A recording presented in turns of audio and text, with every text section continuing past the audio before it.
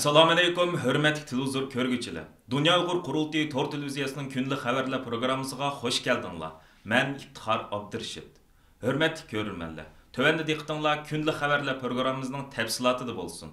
Dünya Uyghur Qurultayı bilan Yevropadagi Uyg'ur tashkilotlari tarafidan 15 fevral Janvada o'tkaziladigan birlashma namoyishining tayyorlik xizmatlari jiddiy ilib berilmoqda. Namoyish Janva vaqti tushdan burun 9:20 dan 13 qadar BDT iqtisodiy, ijtimoiy va madaniyat huquq komiteti joylashgan Janvadagi Palais Wilson saroyining oldida o'tkaziladi. Namoyish o'tkazilayotgan paytda Birlashgan Davlatlar Tashkiloti iqtisodiy, ijtimoiy va madaniyat huquq komiteti Xitoy vakillari o'migidan fuqarolarning iqtisodiy, ijtimoiy va madaniyat haqlari qo'g'dilish ahvoli haqida umumyuzlik hisob so'raydi va hisob so'rash jarayonida Sharq Turkiston va Uyg'urlar masalasi asosli tema qilindi. Uchurlardan ma'lum bo'lishicha, Xitoy taraf bu qitim hisob berish yig'iniga bir qism Uyg'ur, Tibet, Mongol qatorliq atalmish shohidlarni o'z ichiga olgan nihoyat zo'r vakillar o'miki bilan qatnashishga tayyorlanmoqda. Onundan başqa yana 14 fevraldan 16 fevralgacha Dünya Uyg'ur Qurultayı tarafidan Birlashgan Davlatlar Tashkiloti iqtisodiy, ijtimoiy va madaniyat huquq komiteti binosining oldida Xinjiang soqchi hujjatlarida oshkorlangan ichinishli ko'rinishlar asos qilingan va Xitoyning Sharq Turkistondagi irqiy qirg'inchiligi va jinoiy qilmishlari namoyon qilingan cho'ng tipdagi rasm ko'rgazmasi o'tkaziladi. Bu qitimqi tarixiy ahamiyatga ega namoyishga berishni orzu qilgan qarindoshlarimiz Dünya Uyg'ur Qurultayı markaziy ishxonasi bilan yoki o'zgartirishli davlatlardagi Uyg'ur tashkilotlari bilan aloqa qilib tizimlashsa bo'ladi. Germaniyaning Myunxen va Yevropaning ba'zi shaharlaridan namoyishchilarni Janvaga elib berish uchun maxsus avtobuslar kiralanadi.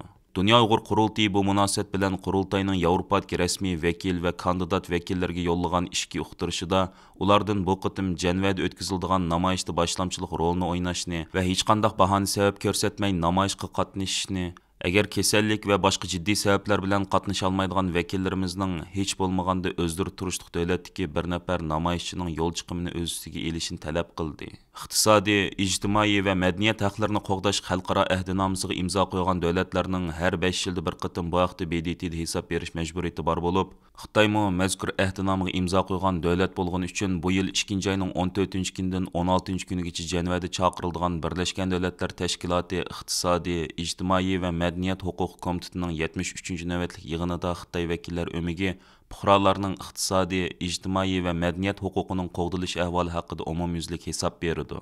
Shuning uchun 15 fevral Janvada o'tkazilgan birlashma namoyish Xitoyning BDTdagi ko'zbo'yamchiligi va saxtipazligini xalqaro jamoatchilik oldida yana bir qatim fosh qilish, shundaqli Uyg'ur irqiy qirg'inchiligi masalasini BDTning kun tartibiga ilib kelishda intayin muhim ahamiyatga ega. Dünya Uyg'ur Qurultayı bilan Yevropa Uyg'ur tashkilotlarining 15 fevral Janvada birlashma namoyish o'tkazish haqidagi o'rtaq qarori va bu vaqtdagi chaqiriqi har qaysi ellarda yashayotgan Sharq Turkistonlik qarindoshlarimizning qizg'in olqishiga sazovor bo'ldi.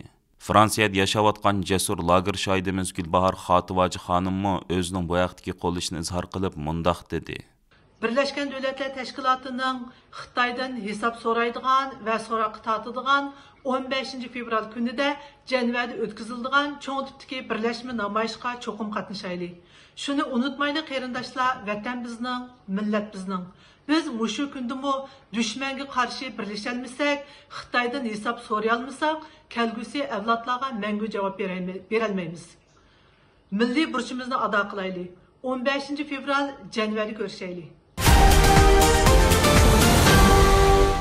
26 yanvar Daniyaning Siyosat gazetida mazkur gazetning muxbiri Sebastian Efendim tarafidan e'lon qilingan Xitoyning siyosiy o'zgarish muddasi nomli cho'ng hajmlik ziyorat xotirasida Dünya Uyg'ur Qurultayining raisi Dolqin Ayso Efendimning Xitoyning chegara halqigan ziyonkashligiga uchrash ahvoli bo'libmi uning BDT yig'inlarida Xitoyning tuhmat bilan turli to'solg'ularga duch kelishi, yig'in zalidan majburiy chiqarib etilishi, shundaqli Amerikaning BDT turishliq sobiq bosh elchisi Kelly Kuri xonim bilan Germaniyaning BDTda turishliq bosh elchisi Kristof Hoyskin Efendimning bu vaqtda bergan guvohliklari nihoyat tafsili bayon qilingan. Mazkur maqolada yana Dolqin Ayso Efendimning bu yil 2 oyning 14-kundan 16-kunigacha Janvada chaqirilgan Birlashgan Davlatlar Tashkiloti iqtisodiy, ijtimoiy va madaniyat huquq komitetining 73-navbatlik yig'iniga kuzatuvchilik sifat bilan qatnashish talabining rad qilinganligi tanqidlangan bo'lib, Komitetimizning yig'in tartibida bundaq bir o'rin yo'q deb bahoni ko'rsatgan Birlashgan Davlatlar Tashkiloti iqtisodiy, ijtimoiy va madaniyat huquq komitetini Xitoyning besimiga bo'yin egish bilan ayblagan. Dunyo tartibiga tahdid selayotgan Xitoyning BDTning har qaysi organlarini kontrol qilib olish uchun astirdan siyosiy o'zgarish qilayotganligi bayon qilingan mazkur maqolada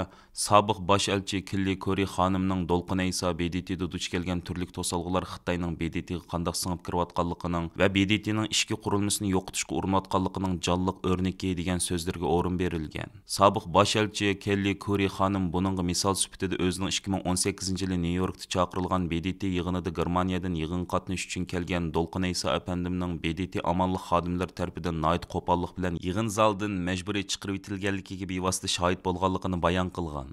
Maqolda yana Germaniyaning BDTda turishliq bosh elchisi Kristof Hoysken apandimning Dolqin Aysa apandimning BDTda yo'liqqan to'salg'ulari va Xitoyning bu jihatda BDTda ilib berayotgan qilmishlari haqidagi bayonlarga o'rin berilgan. Maqolda ko'rsatilishicha, mazkur gazetning muxbiri Sebastian apandim maqolani e'lon qilishdan burun uning tasdiqlangan nusxasini BDTning bosh kotibiga va Xitoyning BDTdagi bosh elchisiga yo'llab fikr berishni talab qilgan bo'lsa-mu, ammo ulardan hech qanday javob kelmagan.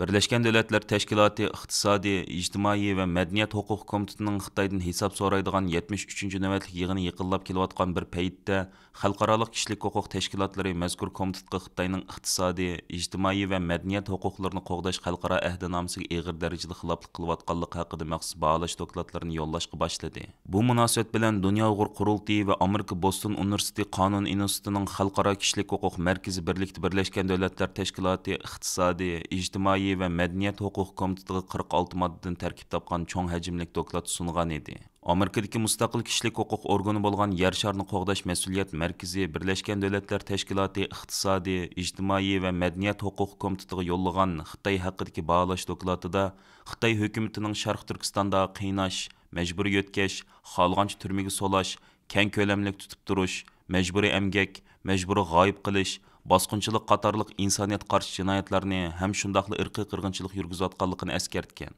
Dokladda mundaq deyilgan: Eng ichinishliqi Xitoy hukumati Uyg'urlar va boshqa musulmon millatlarning tug'ilish nisbatini majburiy azaytish orqali irqiy qirg'inchilik sodir qilgan bo'lishi mumkin. Xitoy hukumatining yana irqiy qirg'inchilik ahdnomasida cheklangan kam deganda 3 xil harakatni qasddan sodir qilayotganligi ma'lum. Ular ig'ir jismoniy va ro'yi parakandchilik silish, bir millatning vayron bo'lishini keltirib chiqaradigan turmush sharoiti tayyorlash hamda Uyg'ur bolalarini davlat qarmog'idagi darultamlar va yotoqliq maktablarga majburiy o'tkazishdan iborat. Mazkur organ dokladida BDT xalqaro iqtisodiy, ijtimoiy va madaniyat huquq komitetining Uyg'ur Xitoy to'ylish masalasini irqiy qirg'inchilik nuqtasidan turib baholashga chaqirgan. Uningda mundaq deyilgan: Xitoy hukumati to'ylishni millatlar ittifoqligini qo'llashning muhim vositasi sifatida tashviq qilib kelmoqda. Şoңlашqa mecburi öylendiriş Xitoy hukumatining Uyg'ur madaniyatini suslashtirish, yo'qotish va Uyg'urlarni hukmron Xitoy jamiyatiga singdirib o'tishning yana bir usuli. Uyg'ur avtonom rayonidagi bu majburiy to'ylash hodisasi ahdinomining 10-moddasiga xilof bo'lishi mumkin. Şoңlashqa tashkilotimiz xalqaro iqtisodiy, ijtimoiy va madaniyat huquq komitetini bu hodisaning Uyg'ur irqiy qirg'inchiligi bilan bo'lgan munosabatiga alohida diqqat qilishini talab qilamiz.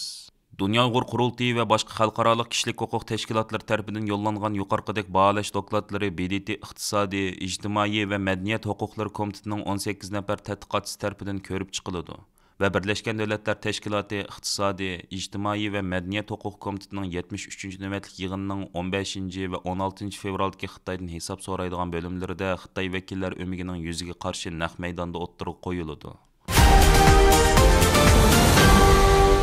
Lopnurga joylashgan Xinjiang Lopnur Shillong Vermikulat cheklik shirkatining bultur 6-oyda Amerikaning Uyg'ur majburiy emkining oldini olish qonuni rasmiy ishga kirishgandan keyinmi Amerika bozoriga qilayotgan eksportini davom qildirayotganligi oshkorlandi. Amerikadagi yer shari bexatarligi va savdosiga munosabatli tahdid omillari sohasi bo'yicha tadqiqot va sonliq ma'lumot analizi bilan shug'ullanadigan Harun shirkatining tekshirib aniqlashicha, Lopnurga joylashgan bu konchilik va pishiqlab ishlash shirkati 2017-yildan 2022-yil 10-oyga qadar Kaliforniyadagi bir Amerika şirketiga 8900 tonna vermikulit satgan. Vermikulit bir xil issiqlikqa chidamliq va izolyatsiyalik xususiyatiga ega mineral modda bo'lib, ko'p xil o'rinlarda ishlatildi ekan. Harun tədqiqat ornining bayqishicha, Lopnordagi bu shirkat ilgirki yillarda Amerikaga salgan vermikulat mahsulotlariga oid yuk talonlarida Sharq Turkistondagi adresini kirgizgan. Biroq 2022 yildan tortib Xinjiang degan adresni chiqarib etgan. Shunga u Amerika Tamojna va chegara qo'g'dash idorasi xodimlarining mahsulotning kelish manbasini bayqab tutib qilishdan o'tib ketgan. Harun tədqiqat orni yana Xitoydagi taratqularning xabariga asosan